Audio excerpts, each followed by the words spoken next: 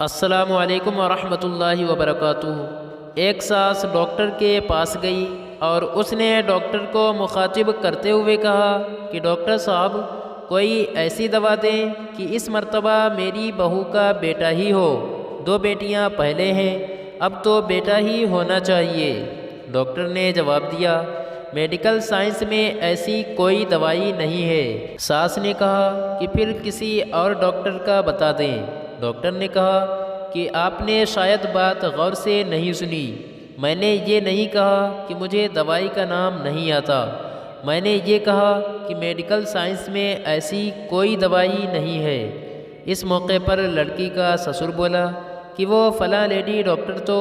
Doctor نے بات کاٹتے ہوئے کہا کہ وہ جعلی ڈاکٹر ہوگا، اس طرح کے دعوے جعلی پیر، فقیر، حکیم وغیرہ کرتے ہیں، سب فراڈ ہے یہ۔ اب لڑکی کے شوہر نے کہا کہ اس کا مطلب ہماری نسل پھر نہیں چلے گی۔ ڈاکٹر نے کہا کہ یہ نسل چلنا کیا ہوتا ہے؟ آپ کے جینز کا اگلی نسل میں ٹرانسفر ہونا ہی نسل چلنا ہے نا، تو یہ کام تو آپ کی بیٹیاں بھی کر دیں گی، بیٹا کیوں ضروری ہے؟ ویسے آپ بھی عام انسان ہیں، آپ کی نسل میں ایسی کیا بات ہے جو بیٹے کے ذریعے ہی لازمی چلنی چاہیے؟ سسر نے کہا کہ میں سمجھا نہیں۔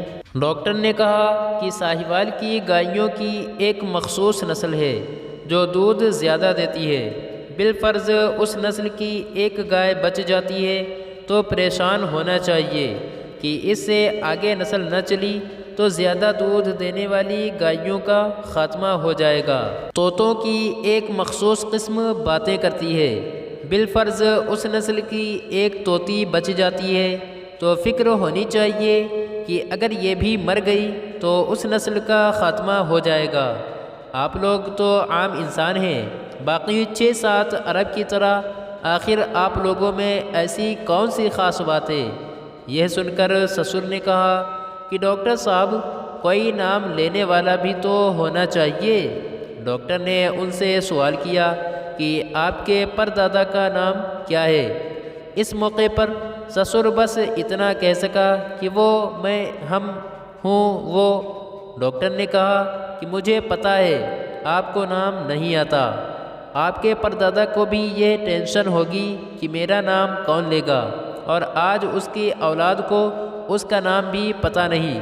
ویسے آپ کے مرنے کے بعد آپ کا نام کوئی لے یا نہ لے، آپ کو کیا فرق پڑے گا؟ آپ کا نام لینے سے قبر میں پڑی آپ کی ہڈیوں کو کون سا سرور آئے گا؟ علامہ اقبال کو گزرے کافی عرصہ ہو گیا، آج بھی نصاب میں ان کا ذکر پڑھایا جاتا ہے۔ ایدھی صاحب مر گئے لیکن نام ابھی بھی زندہ ہے اور رہے گا۔